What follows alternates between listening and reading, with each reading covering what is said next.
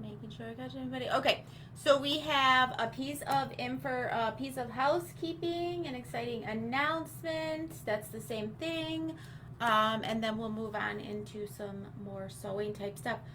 So, if you guys are not familiar with Sew Expo, or it's the Sewing and Stitchery Expo, is the name of it, but a lot of people call it Sew Expo in Puyallup, Or they just say the Puyallup show. Puyallup Show. And just so you know, it's spelled Puyallup, and it's just south of Seattle. It is a fun show. We used to do it, As vendors and teachers. yeah, every year. But as time went on and costs rise, we had missed a few years, and then obviously COVID. Last year they did an online, a virtual sewing expo, and I think that they were on trend to do it this year. Live. They were going to do it live. They were going to do it in person. We weren't going to do it. We weren't going to do it. And they ended up switching to virtual again with everything. You're there, we're here. So Janet called them and said, well, I couldn't come in person, but I see you're doing virtual. And they said, of course, we would love to have you teach some classes. So if you haven't seen, Janet has 3 classes at Puyallup Virtual, and their website is sewexpo.com. Registration started today, just like 2 hours ago. So you're not too late. Janet will be teaching 3 classes. The Easy Tee That Fits Me, is that what it's called? The Easy Tee That Fits Me. It's a half-day hands-on class. It's the 5 Easy Tee we're going to make. Faster, Better Shirt Making, also a half-day hands-on class. And Perfect Bound Buttonholes, which that one is like, what was it, Puyallup you did that for before and it sold out? Yeah. Like 3 times. Yeah, they added it. We did 4 sessions, I think, last year. And this year, they booked us for 2 right off the bat. Yeah. And that's a 2.5-hour hands-on. But that was a very popular class. And if you want to learn how to do bound buttonholes that don't scare the pants off of you and always come out right, and you guys know you can trust me when I say that, this is the class. And it will also give you great technique for doing things like welt pockets, because they're very similar and you use the same techniques. So, and I know several of you didn't get into any of the bound buttonhole sessions last year. I've gotten several emails. When are you going to do it again? So this is when we're doing it again. And you can go to the sewexpo.com site. And I just put the link in the comments too. And I think that's a 3 needle class. They name their classes by the length that they take. And a 3 needle, I think, is what we're doing. And the other ones are 4 needle. But anyway, you can register right on the site. And I think that's all I have to say about it. But unlikely. We're excited to be teaching at the Expo. The people at Washington State University who are partially responsible for this Expo are really great people to work with. And we've enjoyed like 30 years of experiences with them.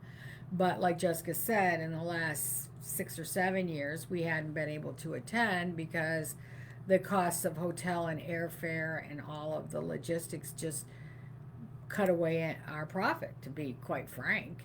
And so last year when they said, oh, we're going to do it virtual, we said, okay, we'll give it a try. Well, we did great. They did I will say this. I will admit, I was very hesitant because this is, there's a lot of people who are used to doing virtual type stuff, but this is very new in the sewing industry.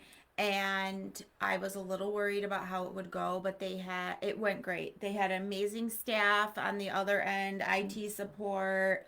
They provide all the technical support, which makes it really less stressful for us. We don't have to worry about the connections, or is it stalling or any of that kind of stuff. Yeah. They take care of everything. So that's great too. I was very impressed. They were very well organized and had everything set up, and I didn't hear any complaints from anybody else either about how that went. Yeah, It was no. easy to get into and all that stuff. Yep. Lynn is wondering the difference, or is it the same between your EZT class and what we did here on live? No, it's the same class. It's just all going to take place in a 4-hour class as opposed to a sew along.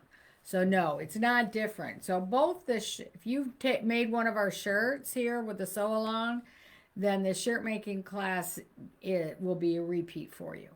And the same thing with the EZT. But the buttonhole class we've never done for you. So the bound buttonhole class is really worth that short class and the effort that you have to put into it. You'll be glad you did.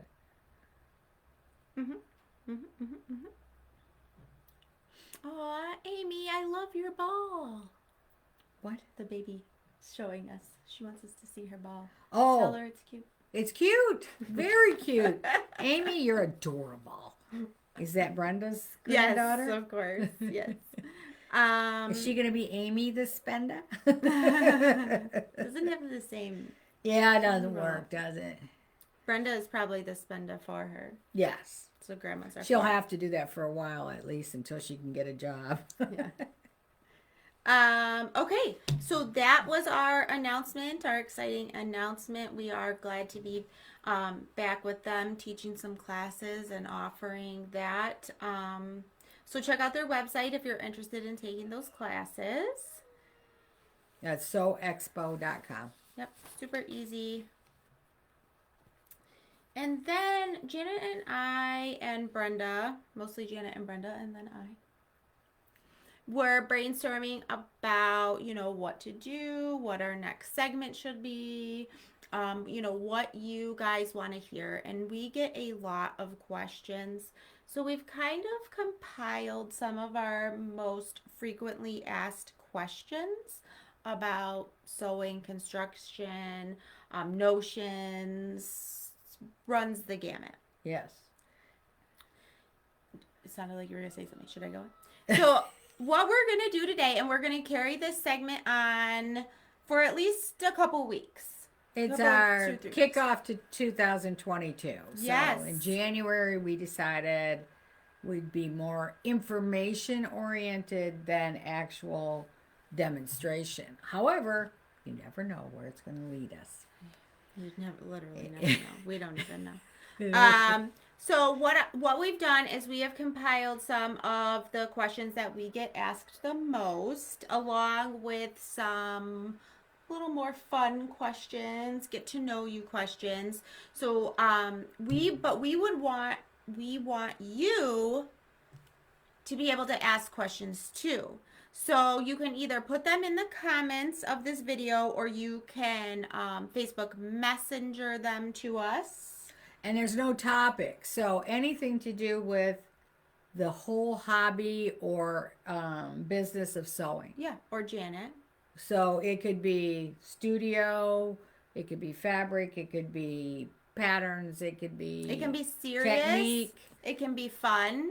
It can be funny. And then we'll continue to move on and see where it takes us, and try to compile some questions together. Some people call it flying by the seat of your pants. I like to call it organic. So we're going to organically start this with some question and answer period, and then we're going to look for your questions, and we'll see where it rolls into next week and the following week here in January.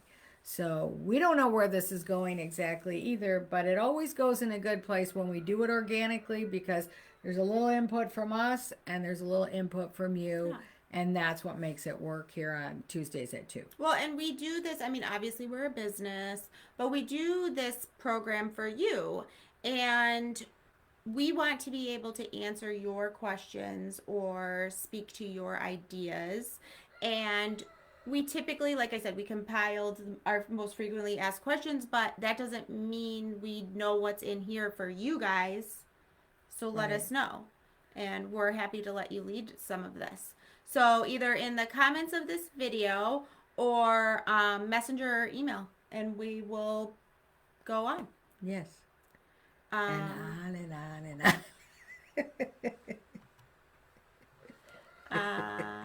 yeah, well, maybe we'll have to make a game of it and we'll set a timer Oh, okay. to see. Like, you have to answer the question, but it has to be in the amount of timer. And then Oh, it's like a buzzer. Meh.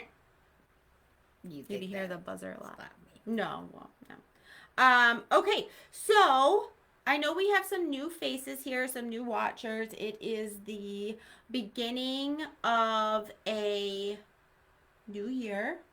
So we are going to go over some stuff and talk about, just all these questions are going to get us ready for the new year and to become more productive and professional and have fun in our sewing. Yeah. But if you're not familiar with Islander sewing systems, I wanted to ask Janet, how did you get here? What is your story that led you to Islander sewing systems? And this one will definitely have a timer. Well, my story isn't exceptionally unique in that I was interested in sewing very young, and I had relatives who sewed. And at about 5 or 6 years old, my grandmother was, I think she was staying with us because my sister had just been born. And I don't know. Well, anyway, she was there. That's why we have a timer. And I had a new doll, and she said, "Would you like to make the doll a dress?" And I said, "Oh, yeah, that would be great." And so she had some fabric left over from a dress she had made, and she said, "Okay, what kind of collar would you like on it?" Well, she had a notch collar on the dress she was wearing, so I said, "I want a collar like you have." And so she just started cutting and sewing. The next thing you know, I had exactly what I had requested. And I thought, this is magic. This is magic to me. And I could not wait to be able to do it myself. So I was really just like over the moon when I saw her take fabric and scissors and thread and turn it into exactly what I wanted. So I was hooked. So at about age 11, and my grandmother lives in Traverse City, Michigan, and I live down in the Lansing area.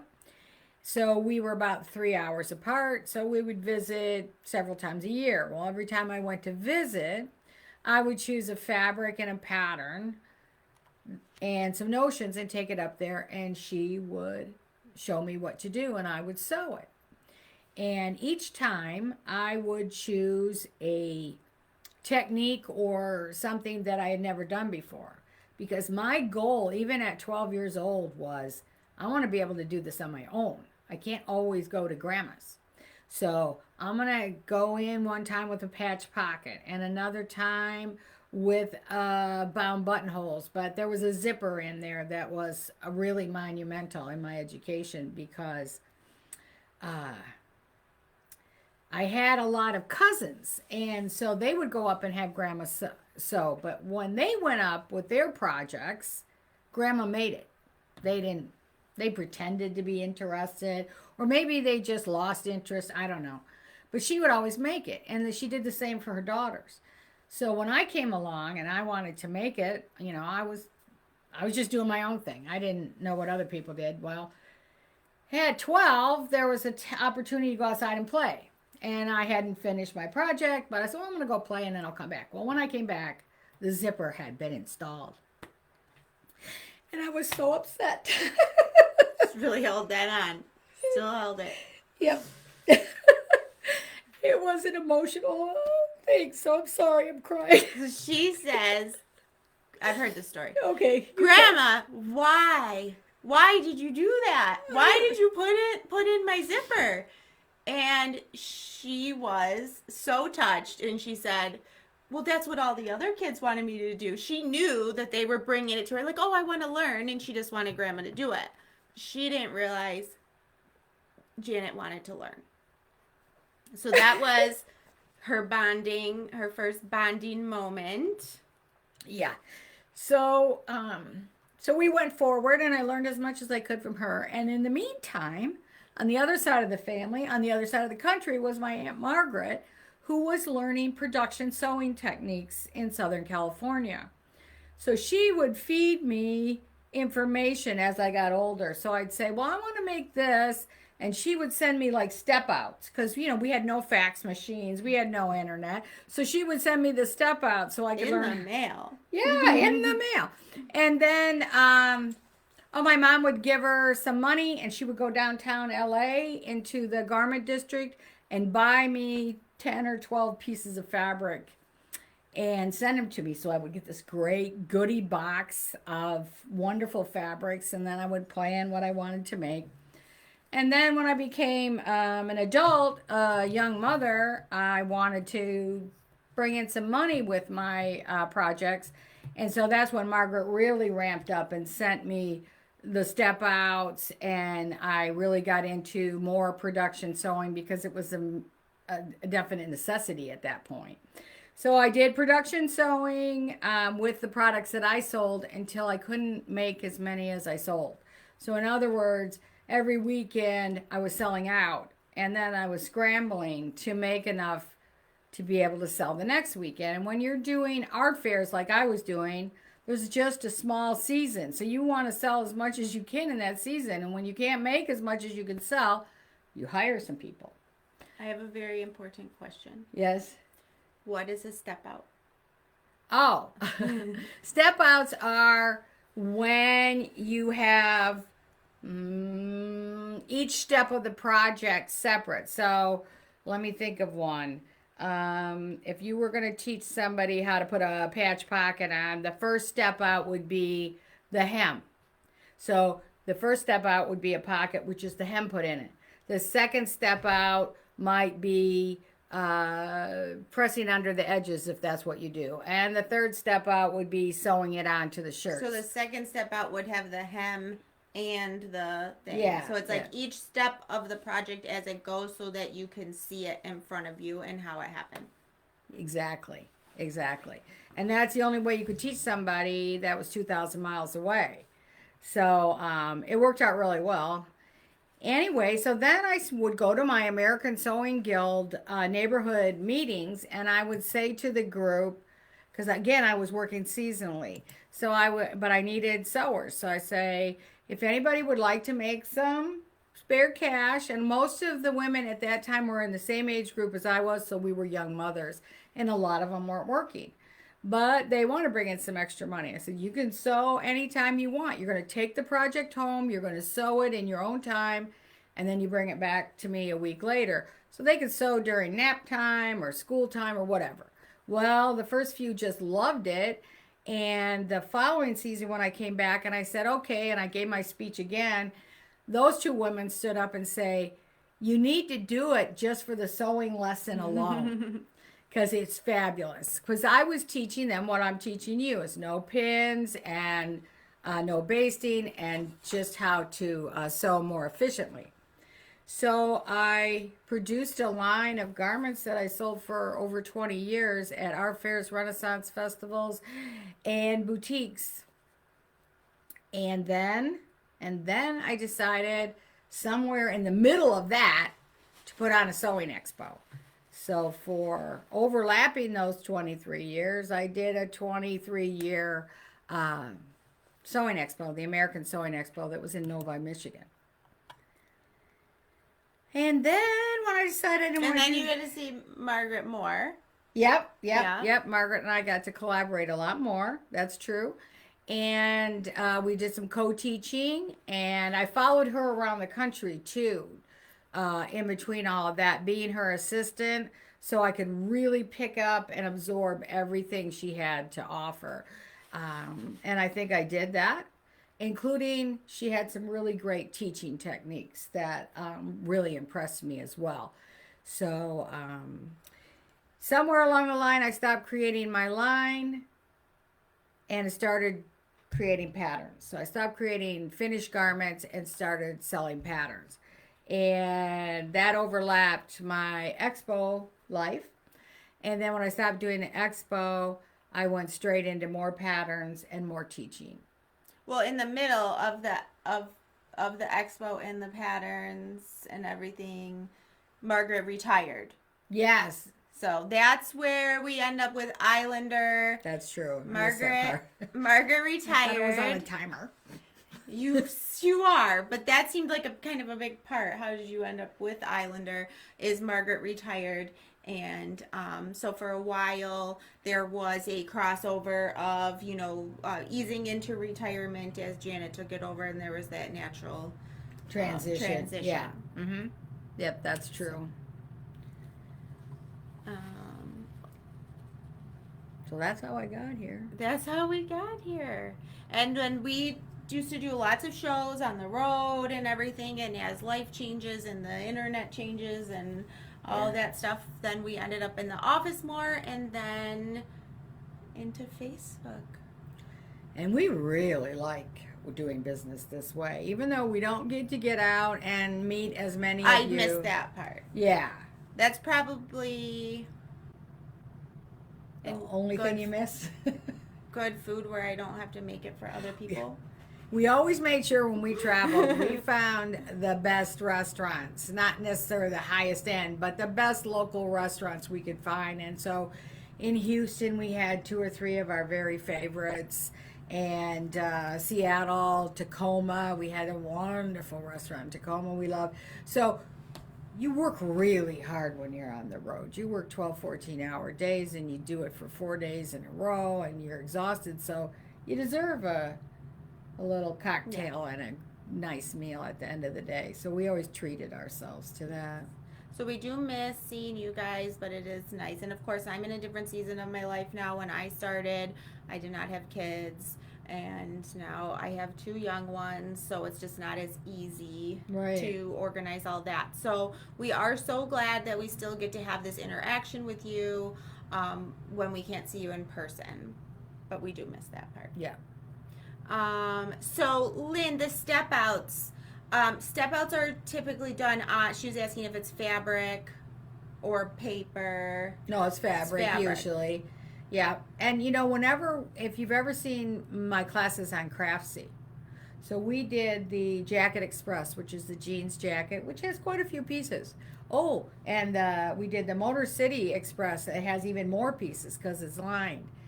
Each step I made a step out for. So in other words, I had about 50 different jackets going, if you really want to think about it, because this one has step 1. The next step out has step 1 and step 2. The next step out has step 1, step 2, and step 3, and so on and so forth. So you make a lot of step 1s, and so that's what step outs are all about. Yep. Yeah. And I generally do them out of the same fabric I would do the garment out of, because it makes more sense than to use some muslin or to use some paper or whatever, because you want to really appreciate it as it will be finally executed. Yeah, and a lot of other things it's something you don't think about, right? You watch TV and you watch like how-to shows, whether it be cooking or sewing or woodworking or whatever, and you don't realize that that's what they're doing because they're on television. They don't have time to be like, okay, well, I'm going to make this birdhouse. I need to cut the pieces. Then I need to put the pieces together. It's like they skip to, once they show you one part of it, you go to the next They got to do a 5-hour project in a 3-minute segment. Yeah. So you got to have step outs. Sandy said step outs must be kind of a nightmare. Oh, they can be. You got it. To create, but man, are you glad when you're trying to do the...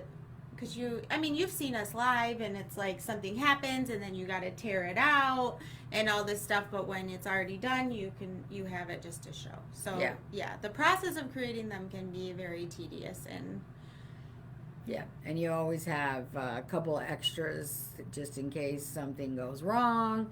You learn all this as you go along. But like those Craftsy classes, they're like 5, 6, 7-hour classes. So you can imagine how many hours we were in the studio, and so we had to have step outs, or we would have been in there for a week, 10 days a week. Okay. Lynn says that helps. She has studied your Craftsy classes, so puts it out. You can put it all together Okay, so if you have any questions about the life of Janet and how she got here, feel free to put them in the comments. But I think that's a pretty good summary. It didn't take too long. Yeah. Lots of fun stories along the way, that's for sure. I skipped one, for sure. Okay. Um. So that's what we do. We sew. We sew. All right. One question that we get a lot regarding fabric, and that is, how do you know what fabric to use for what project? Well, that's a really, really big question.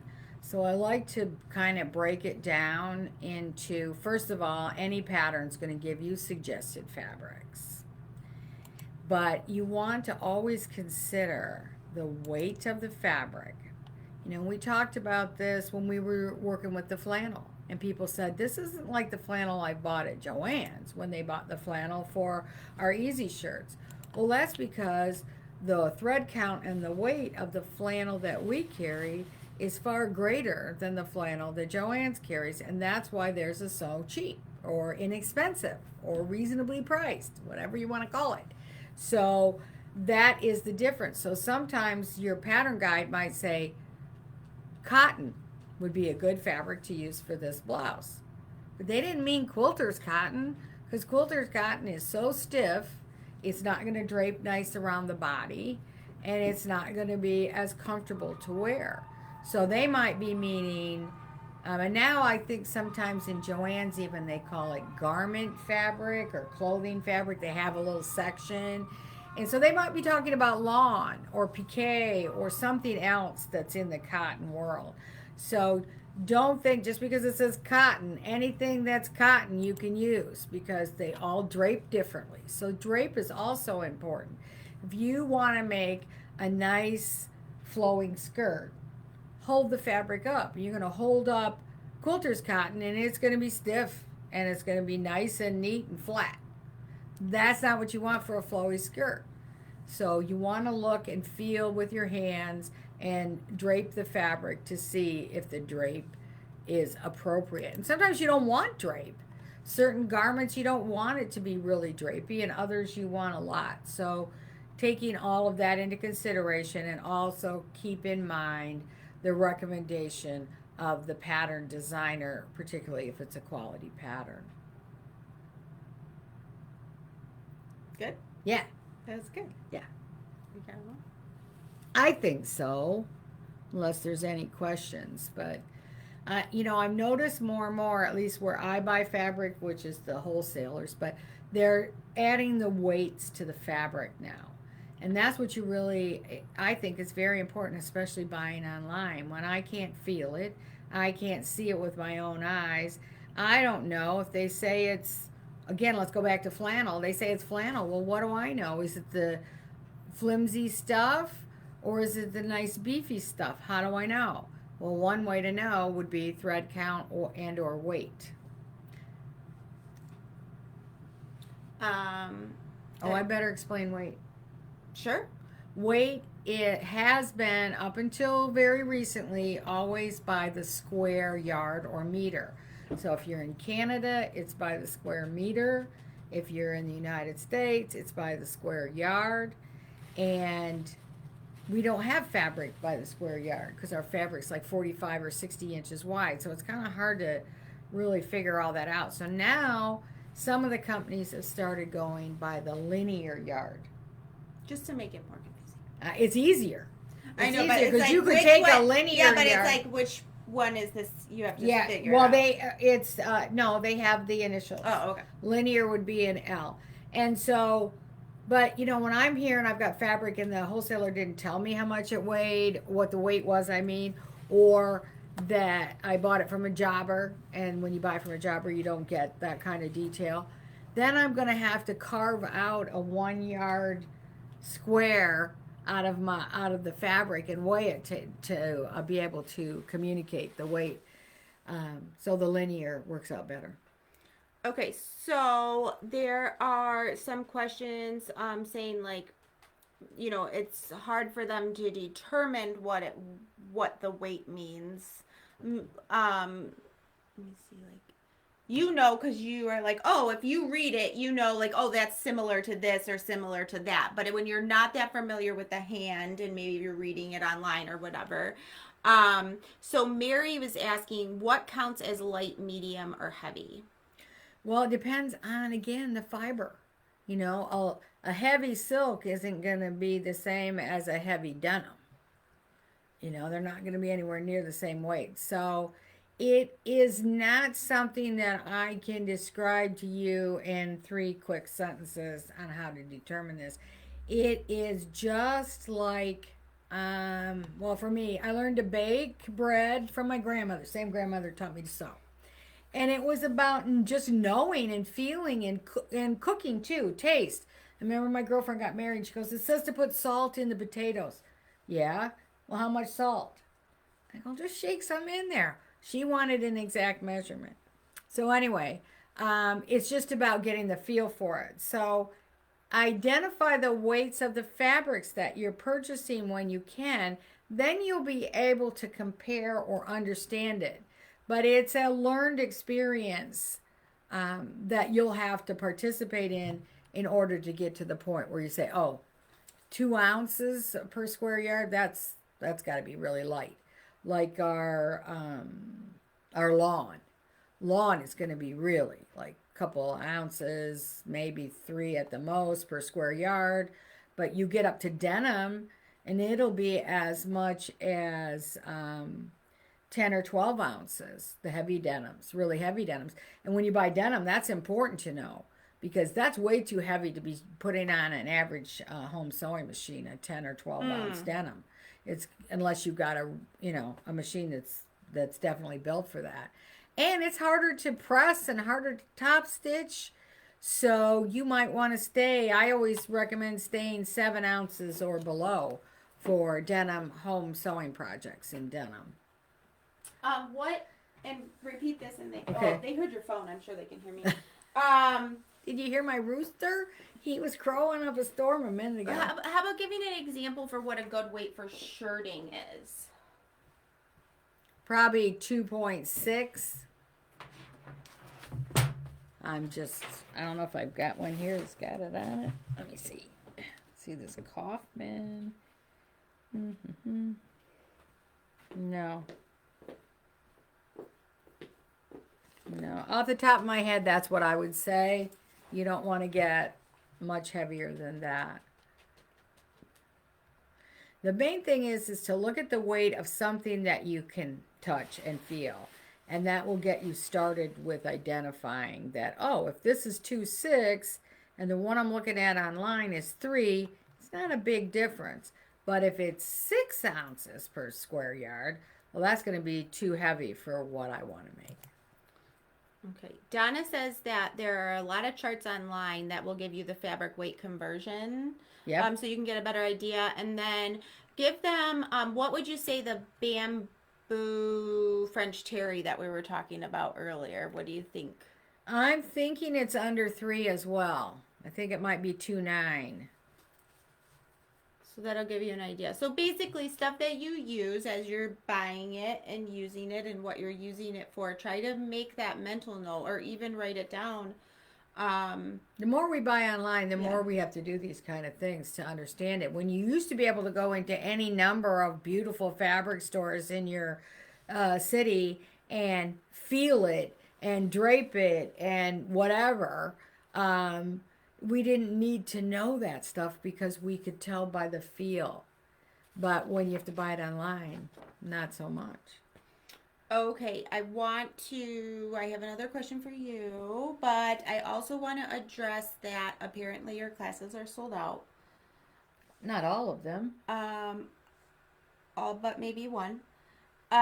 So Sorry. I'm just getting the reports on here. So that is not an official announcement, but multiple people have said that they can't get in.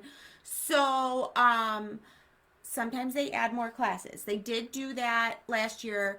Kind of, I don't think this is an insider secret by any means, but this is what we used to do, and I believe that they do the same you leave some open spaces in your schedule when you're planning an expo like this, so that if something sells out very quickly and people want more of it, you have space for that. So we will let you know if we get anything added, if we have the opportunity to do that, we will let you know.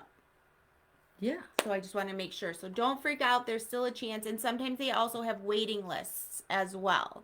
So don't be afraid to contact them if that's not an option. Pop on, especially if it's the buttonhole class, pop on the waiting list. That one, it seems to me, would be more likely that they would repeat. The other two are 4-hour classes, Okay. and they're harder to find a spot for. That doesn't mean they won't. I don't know. It's a whole new group of people managing the expo now. The main 3 people that we dealt with for 25 years all retired within 3 years of each other. So it's kind of a new group. Are the bound buttonhole techniques the same as on the Galaxy of Sewing Techniques 3? Absolutely. Absolutely. Okay. Connie's on a wait list. Okay. But we will let you guys know. So that was the information on fabric and weight and drape and appropriate for the garment. And I know somebody said there's just so many variables. Yes. And there is. And that's why you always want to start with the recommended fabrics on the pattern. But again, if they recommend rayon, what does that mean? If they recommend cotton, what does that mean?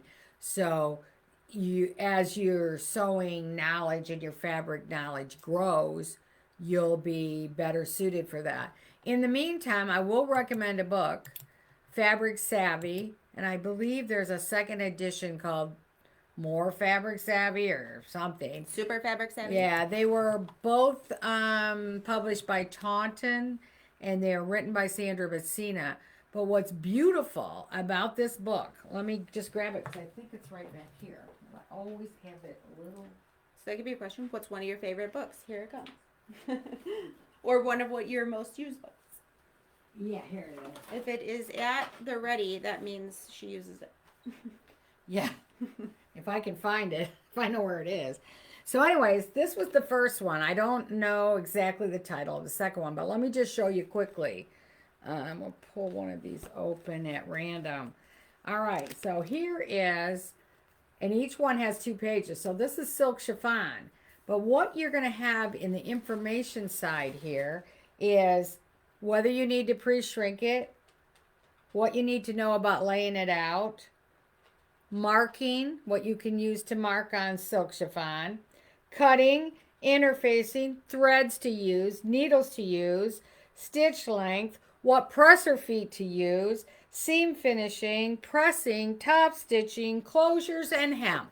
All that great information on what would be the best process, which isn't written in stone because we always can find times when we vary from that, but that gives you a really good solid understanding of what you can do with silk chiffon. And the book just goes on and on through all kinds of fabrics. Water and wind resistant, upholstery fabric for garments. I mean, she didn't leave much out of this book. She must have. There's a 2. Slinky knit. Yeah. But what I loved was, and you know what she told me the reason that she wrote this book was because she would work on a fabric and make a garment, and then maybe 2 years later she'd come across something and she wanted to use that same fabric again, and she'd remember that she'd had a problem. Maybe with puckering, maybe with cutting, who knows. But she couldn't for the life of herself remember exactly how she solved the problem, so she'd be like reinventing the wheel. So then she started taking notes. Mm-hmm. And so that's what this is all about. All her notes and all of her best advice on all different types of fabrics. So I think that's a great book especially if you are limited in your fabric knowledge. You go and you might buy the silk tweed, but now I don't know what foot to use, or I don't know what stitch length. Well, then you can come home and use the little guide here, and it just makes it a little easier. Takes the guesswork out. Okay.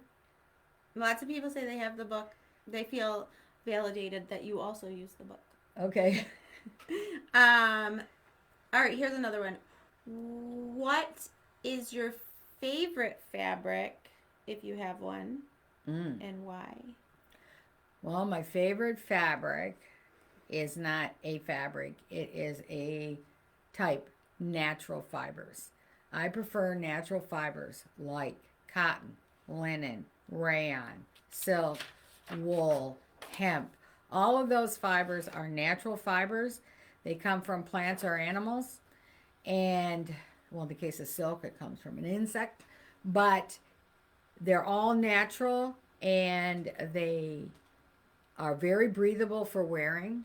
They take the needle well, so the needle doesn't like sort of pucker or stick into the fabric. It just glides right through there, so you get beautiful top stitching.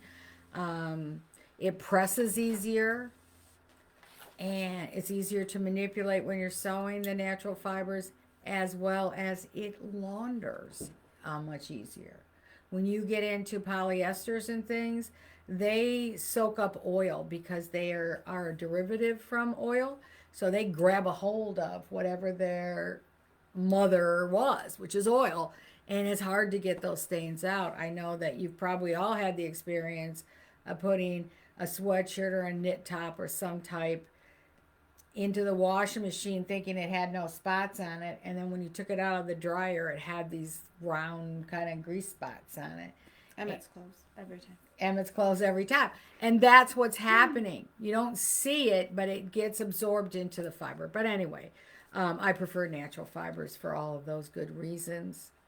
Okay, we're about up on time, but when you talk about your favorite fabrics to use, do you have a favorite garment you've ever made?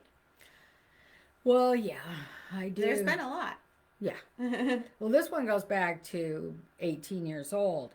And my mom and I went shopping for a prom dress. You can't cry because I don't know that I know this story. Okay, I don't think I'm going to cry. Yeah, no. Okay. And so there was a really lovely women's store in the Detroit area called Winkleman's. So we go to Winkleman's. And Winkleman's was one of those kind of stores. I don't think they even have them anymore other than bridal shops where you didn't shop for yourself. Oh, yeah. You went into the dressing room, you told them what you wanted, and the consultant would bring you things. But in the showcase, they had this dress. Well, it wasn't really a dress. It was a full-length pantsuit. But it was so full, you didn't necessarily see right away it was a pantsuit. It was shirtwaist in a white crepe, and then the pants and the sleeves were out of pleated chiffon. And then over top of the whole thing was a full-length lace vest. And I went, oh my God, I love that dress. That is it. Well, when they told us the price tag, I said, oh, that's ridiculous. And my mother said, well, maybe we should get it if you like it that much. Yes. And I said, no, I'll make it. So we had to call up Aunt Margaret because she was in LA and I needed pleated chiffon. So the only pleated chiffon she could find was white, so my dress was white. So again, it was crepe bodice, crepe cuffs, notch collar. It had a belt with a sequin belt buckle and sequin ball buttons. Ooh, you fancy. It was fancy. I wore it for my first wedding a few years later. I took the vest off, put a mantilla veil on, and it became a wedding dress. So yeah, that I guess is one of my favorites that I made, and it did come out excellent. Oh. I'm not going to cry, but my great uncle cried when he saw it. Barbara says her bridesmaids' dresses were pantsuits from the 70s. All right. Yep. This so, was 1970. Yep, that's what she said. Mm-hmm. Okay, so that is, we'll wrap it up. Otherwise, we could go on all night. Yeah, we could do 24 hours of questions here. But please feel free, put in they want a picture. Doubt that's going to happen. A picture of what? Your outfit. Oh, it's somewhere in the Somewhere. attic. Oh, maybe we could find it. Okay. That would be fun. All right. We'll see. Yeah, multiple people would like to see this. Okay. I'll see. I haven't seen it in 40 years, so. Put Dad on it. I'll find it. So please, let us know if you have questions that you want us to ask of Janet about sewing techniques, fabric, notions, life. Be careful. Life questions. Yeah, you never know. You know, advice, whatever. We will compile some and we'll keep moving. I think we have some ideas for next week and we can add your questions to that. But nothing's off the table. Doesn't mean we'll answer it, but nothing's off the table. All right. Okay. Well, thank you for joining us for the first episode of 2022, Tuesdays at 2 here in Highland, Michigan. Yes. Roosters and all. Yes. So comment, Facebook Messenger, or email islandersewing@comcast.net with your questions for these segments. If you have a product or order question, definitely email on that. And we will see you next week. Bye, everybody. Have a great week.